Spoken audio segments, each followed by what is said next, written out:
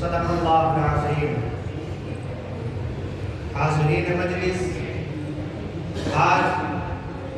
میں آپ جیسے باوقار حضرات کے سامنے سنت نبوی پر روشنی ڈالنا چاہتا ہوں۔ امید ہے کہ آپ حضرات میری معروضات کو بغور سماعت فرمائیں گے۔ معزز سامعین،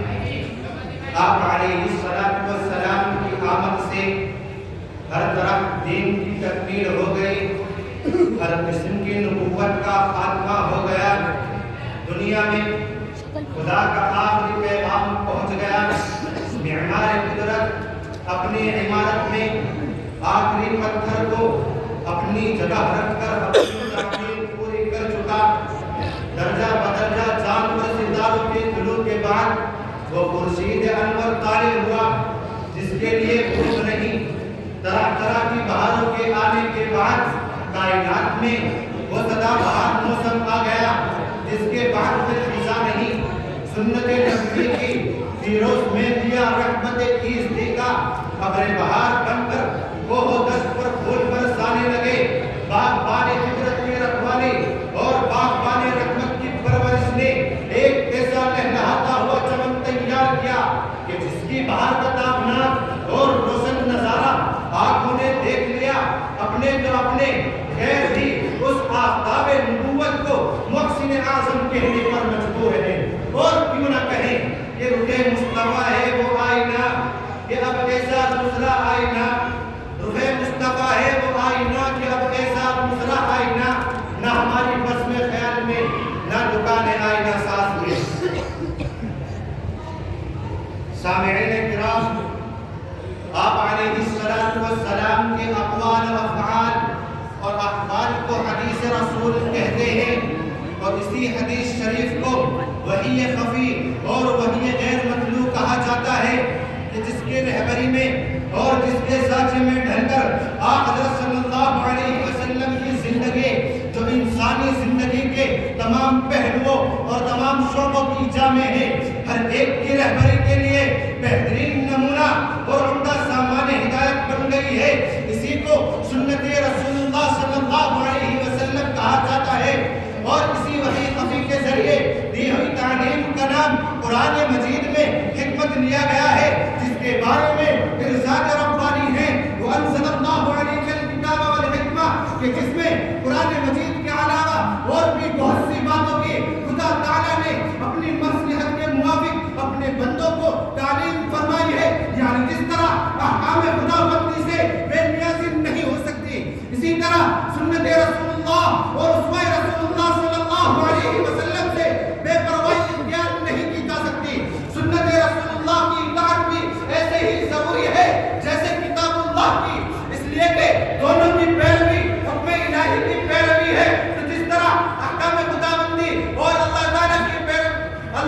کی اطاعت اور سنت رسول اللہ صلی اللہ علیہ وسلم کی اطاعت دو مختلف چیزیں نہیں ہے، تو جس طرح قرآن مجید کی اطاعت خود اللہ تعالیٰ کی اطاعت ہے، اسی طرح جناب محمد رسول اللہ صلی اللہ علیہ وسلم کی اطاعت خود اللہ تعالیٰ کی اطاعت ہے، جو کہ نص قطعی وَمَن یُطِعِ الرَّسُولَ فَقَدْ أَطَاعَ اللَّهَ سے ثابت ہے، کہ جس شخص نے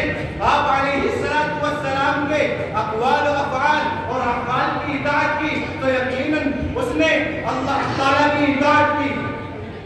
اور یہ بھی طے شدہ بات ہے کہ ثواب اور عذاب، نیکی اور بدی کا تعین اور اس کا صحیح امتیاز آپ علیہ السلام سے بڑھ کر اور کوئی نہیں کر سکتا۔ جس چیز کو آپ نے گناہ اور جرم قرار دے دیا ہو، دنیا میں کوئی بھی شخص اس میں خوبی ثابت نہیں کر سکتا، اور جس چیز کو آپ نے نیکی اور ثواب قرار دے دیا ہو، دنیا میں کوئی طاقت بھی اس میں برائی پیدا نہیں کر سکتی۔ گویا کہ وہ تمام اخلاق حسنہ جو اقوام عالم اور نسل انسانی میں موجود اور مستحسن سمجھے جاتے ہیں، وہ سب کے سب الہامات الہیہ، تعلیمات انبیاء اور خصوصاً جناب محمد رسول اللہ صلی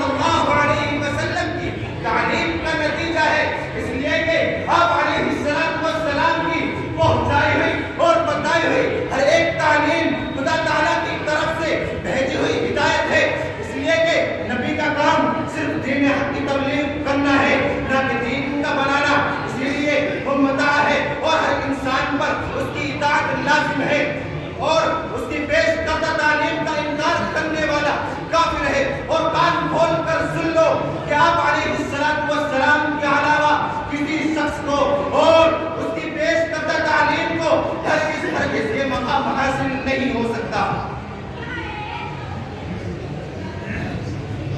سامعین کرام، آپ علیہ السلام نے سنت پر عمل پیرا ہونے اور اس کو مضبوطی سے پکڑنے کی اشد تاکید فرمائی ہے اور اس پر عمل نہ کرنے پر انتہائی ناراضگی فرمائی ہے، جس کی تشریح حضرت عرباض بن ساریہ المتوفی سن 75 ہجری کی روایت میں ہے کہ آپ علیہ السلام نے ارشاد فرمایا فعلیکم بسنتی وسنت الخلفاء الراشدین المہدیین عضوا علیہا بالنواجذ وإیاکم ومحدثات الامور فإن كل بدعة ضلالہ۔ یہ صحیح روایت صراحت سے اس عمل کو بیان کرتی ہے کہ آپ علیہ السلام کے ہر مسلمان پر آپ علیہ السلام کے اور خلفاء راشدین کی اطاعت لازم ہے، اس لیے کہ اس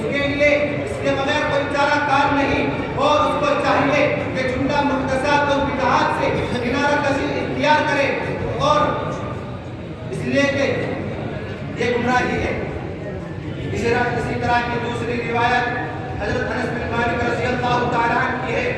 کہ آپ علیہ السلام نے ایک خاص موقع پر ارشاد فرمایا فمن رغب عن سنتی فلیس منی، کہ جس شخص نے میری سنت سے اعراض کیا تو مجھ میں سے نہیں ہے۔ تو گویا کہ آپ بتاؤ یہ کسی شخص کے لیے اس سے برباد کیا مقام ہو سکتا ہے کہ جس کے بارے میں رحمت للعالمین جناب محمد رسول اللہ صلی اللہ علیہ وسلم نے یہ فرما دیا ہو کہ وہ میرا نہیں ہے، جس نے میری سنت کو چھوڑا وہ مجھ سے نہیں ہے، وہ اپنے مقام پہ کتنا ہی آپ کا محب بنتا رہے، اس کی رائے کا کوئی اعتبار نہیں ہے، اس کی رائے کا کوئی اعتبار نہیں ہے، اس کی رائے کا کوئی اعتبار نہیں ہے۔ اسی طرح کی حضرت حذیفہ بن یمان رضی اللہ تعالیٰ المتوفی سن 36 ہجری کی روایت ہے کہ آپ علیہ السلام نے ارشاد فرمایا یکون بعدی ائمۃ لا